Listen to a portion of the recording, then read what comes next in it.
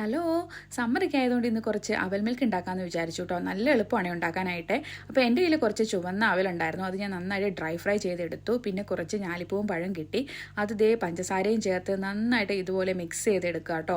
നന്നായിട്ട് മിക്സ് ചെയ്യാന്ന് വെച്ചാൽ കുറച്ച് കടിക്കാൻ പാകത്തിന് വേണം. ഇതുപോലെ സോഫ്റ്റായിട്ട് മിക്സ് ചെയ്തെടുക്കുക. അതിലോട്ട് ബൂസ്റ്റോ ഹോർലിക്സോ എന്താണോ നമ്മുടെ കയ്യിലുള്ളത് അതും കൂടെ ചേർത്ത് ഇതുപോലെ നന്നായിട്ട് മിക്സ് ചെയ്യുക. ഒരു കുഴമ്പ് പരുവാവും. ആ പരുവത്തിലാവുമ്പോഴത്തേനും ഇതുപോലെ കശുവണ്ടിയോ കപ്പലണ്ടി പരിപ്പോ ഏതാണെങ്കിലും ഇടാട്ടോ.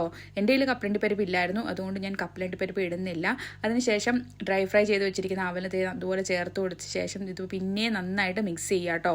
മിക്സ് ചെയ്ത് ഇതേ പരുവത്തിൽ നല്ല കുഴഞ്ഞിരിക്കുന്ന സമയത്ത് അതിലോട്ട് തണുത്ത പാൽ ഒഴിച്ചു കൊടുക്കുക കേട്ടോ.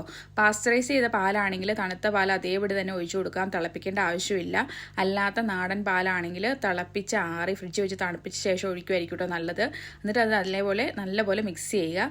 അതിനുശേഷം നമ്മൾ ഏത് പാത്രത്തിലാണോ ഏത് ഗ്ലാസ്സിലാണോ കുടിക്കുന്നത് അതിലോട്ട് നന്നായിട്ട് ഒഴിച്ചു കൊടുക്കുക കേട്ടോ. അപ്പോൾ ചിലപ്പം അവലും കശുവണ്ടിയും ഒക്കെ അടിയിലായിരിക്കും. ഇതുപോലെ സ്പൂണും കൊണ്ട് കോരി ഇട്ട് കൊടുക്കുവാണെങ്കിൽ കടിക്കാൻ പാകത്തിന് നമുക്ക് കിട്ടും കേട്ടോ. പിന്നെ അതിൻ്റെ കൂടെ ഏതെങ്കിലും ഒരു ഐസ്ക്രീം, ഞാൻ വാനില ഐസ്ക്രീം ആട്ടോ എടുത്തേക്കണേ.